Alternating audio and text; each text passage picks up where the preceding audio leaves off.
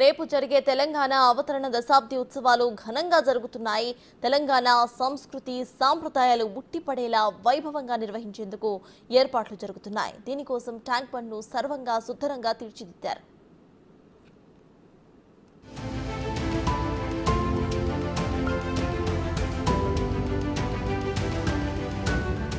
June 2వ తేదీన తెలంగాణ రాష్ట్ర అవతరణ దశాబ్ది ఉత్సవాల్ని ఘనంగా నిర్వహించేందుకు ప్రభుత్వం నిర్ణయించింది.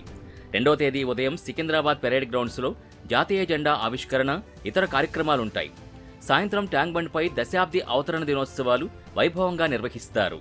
ఈ కార్యక్రమానికి ముఖ్యమంత్రి రేవంత్ రెడ్డితో పాటు మంత్రులు, ఎమ్మెల్యేలు, ఎమ్మెల్సీలు, ప్రజాప్రతినిధులు, వివిధ రంగాల ప్రముఖులు హాజరవుతారు. దీంతో ట్యాంక్ బండ్ పరిసరాల్ని సర్వాంగ సుందరంగా తీర్చిదిద్దుతున్నారు. తెలంగాణ సంస్కృతి సాంప్రదాయాలు ఉట్టిపడేలా పలు జిల్లాలకు చెందిన కళాకారులు శాస్త్రీయ, జానపద కళారూపాల్ని ప్రదర్శించనున్నారు. ఉత్సవాలకి ప్రజలు పెద్ద ఎత్తున హాజరు కానుండడంతో ఇబ్బందులు తలెత్తకుండా అధికారులు చర్యలు తీసుకుంటున్నారు. అన్ని శాఖల అధికారులు ఏర్పాట్లలో నిమగ్నమయ్యారు. వైద్య ఆరోగ్య శాఖ ఆధ్వర్యంలో ప్రత్యేక మెడికల్ క్యాంపులు ఏర్పాటు చేస్తున్నారు.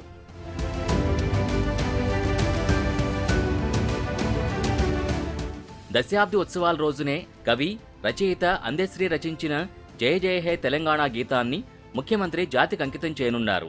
ఈ గీతాన్ని ఇప్పటికే రాష్ట్ర గీతంగా కేబినెట్ ఆమోదించింది. ఉద్యమకాలంలో తెలంగాణ ఖ్యాతిని చాటిన ఈ గీతాన్ని భవిష్యత్తు తరాలు పాడుకునేలా అఖిలపక్షంతో చర్చించి రాష్ట్ర గీతంగా ఆమోదించినట్టు తెలిపారు సీఎం రేవంత్ రెడ్డి. ఈ గీతానికి కీరవాణి సంగీతం సమకూర్చారు. తెలంగాణ లోగోలో కూడా మార్పులు చేసి దశాబ్ది ఉత్సవాల రోజే విడుదల చేయాలని ప్రభుత్వం భావించింది. అయితే దీనిపై రాష్ట్రంలోని వివిధ ప్రాంతాల కళాకారుల నుంచి దాదాపు 500 నమూనాలు అందాయి. దీంతో చిహ్నానికి సంబంధించి తుది రూపమేదీ ఖరారు కాలేదు. అసెంబ్లీలో చర్చించి అందరికీ ఆమోదయోగ్యంగా ఉండేలా, తెలంగాణ ప్రతిష్ట ఇనుమడించేలా, భావితరాలకు స్ఫూర్తిదాయకంగా ఉండే రాజముద్రని అందుబాటులోకి తీసుకొస్తామన్నారు సీఎం రేవంత్ రెడ్డి.